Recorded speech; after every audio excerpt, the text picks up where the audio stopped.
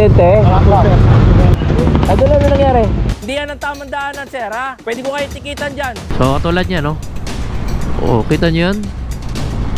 Nagmumotor sa bangketa. Ang pagbibisikleta sa kalsada, counterflow ka, pinagbabawal.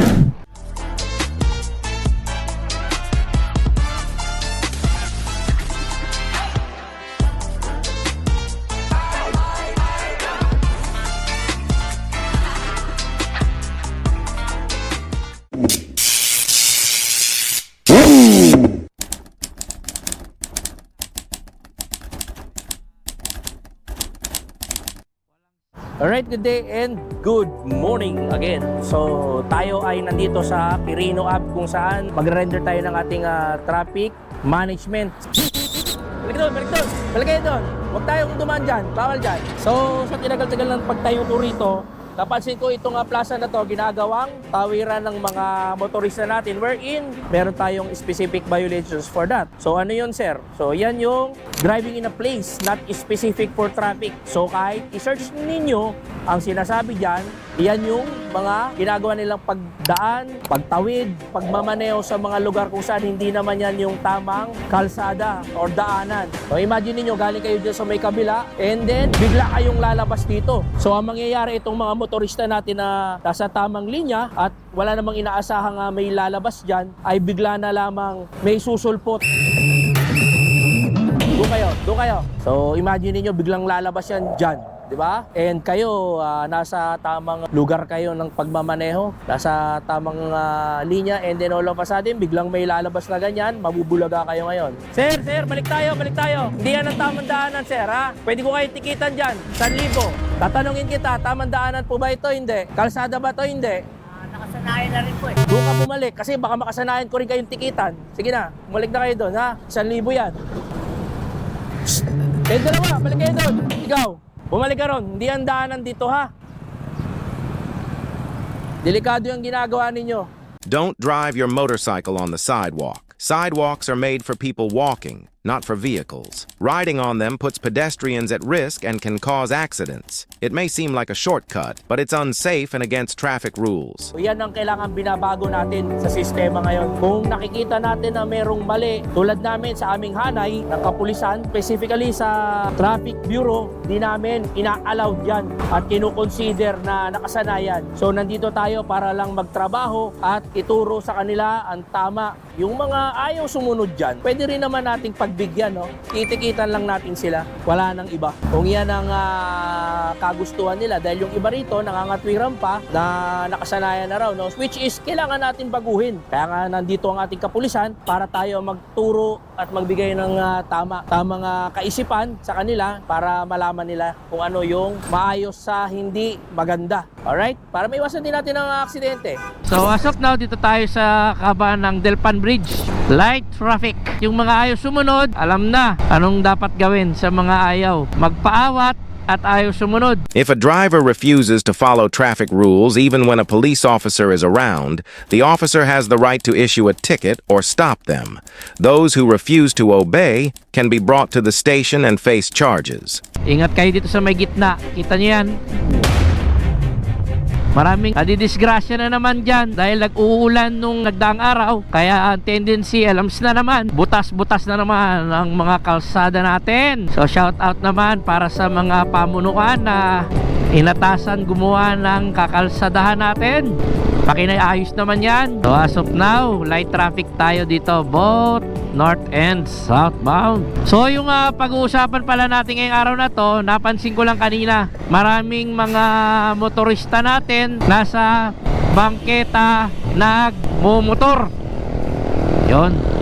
So ayun na nga, mga motorista natin, kapag matraffic or kahit hindi naman, basta trip lang siguro nila nga magmotor sa bangketa, which is may violations tayo for that, mga sir and mama. Ipapaalala ko lang sa inyo, hindi porket walang naninita or hindi natin napapansing may nahuhuli ay okay tayo sa ganyang sistema. Yung pagmumotor pala dyan sa mga bangketa natin ay violation yan under Code 117 ng lungsod ng Maynila. So ang mga bangketa natin, alam nyo naman di ba kung bakit yan ginawa. Actually hindi naman yan dito lang, buong lungsod yan, pati sa ibang lugar.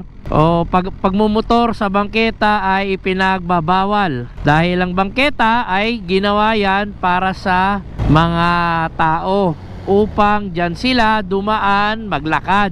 Hindi yan ginawa dyan para pagka matraffic dyan kayo magmumotor or dyan yung inyong alternate route. So yan yung naiisip ninyong pamamaraan para makaiwas sa traffic. So ingat din pala kayo dito sa Lacandula, corner Lacandula.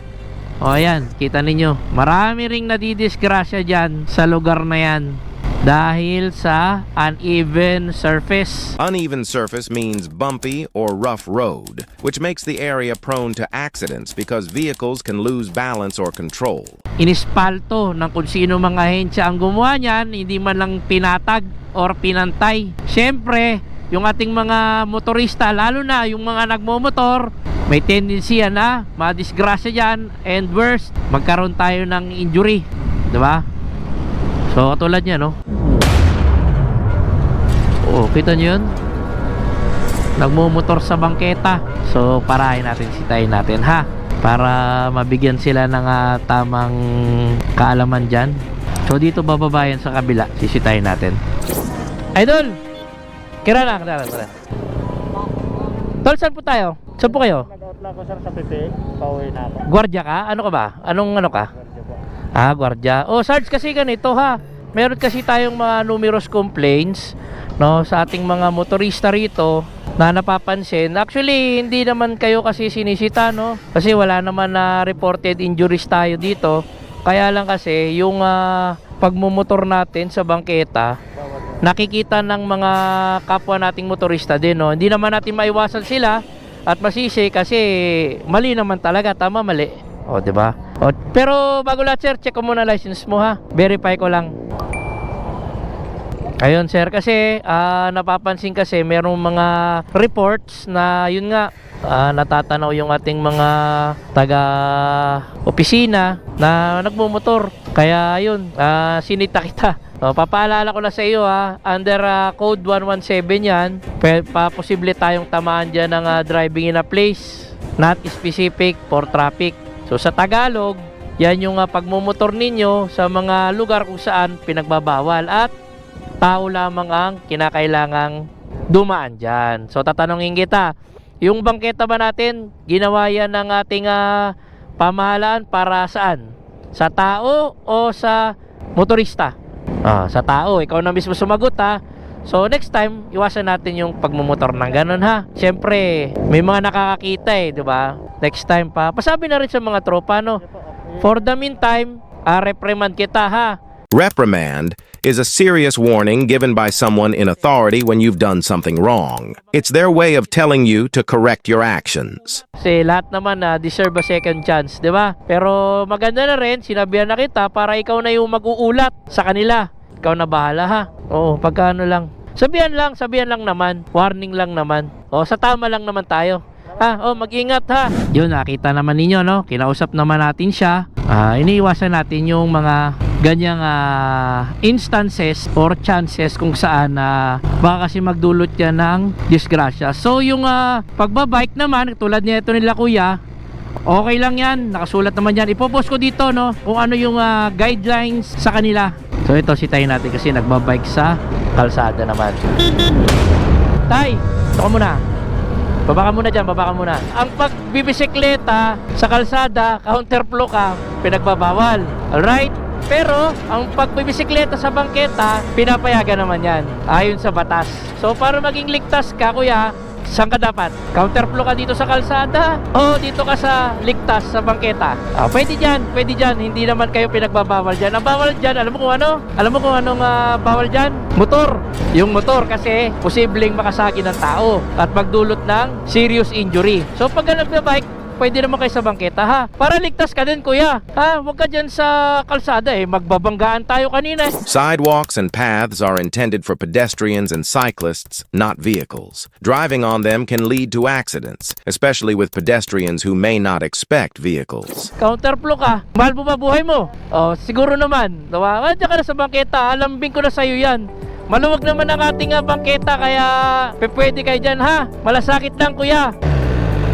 So yon, syempre meron tayong mga kapwa motorista na kailangan nating i-update at i-remind kanilang ginagawa ay mali at yung iba naman ay kailangan ding sabihan para hindi sila bulag sa sistema, no? Kahit na hindi nila alam, at least tayo ginawa natin yung ating part na mapagsabihan sila. So in that way, sila na yung mag-uulat para sa kanilang kapwa, no? Kailangan malasakitan lang tayo. Hindi pwede yung pababayaan natin sila dyan kung anong gusto nilang gawin. Wala namang ganon. So yun lang, mag-ingat lang tayo at hindi magandang gawain din yung pagmumotor sa mga bangketa, dahil uulitin ko ulit, ang bangketa ay ginawa para sa mga tao upang lakaran at hindi yan ginawa para dyan tayong mga motor dumaan.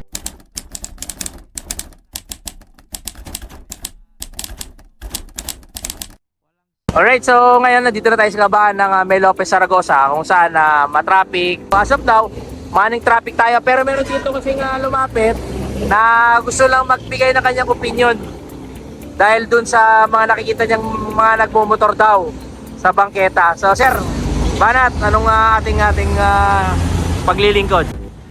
Pati ko lang sir, pagka traffic, maraming na sa gutter.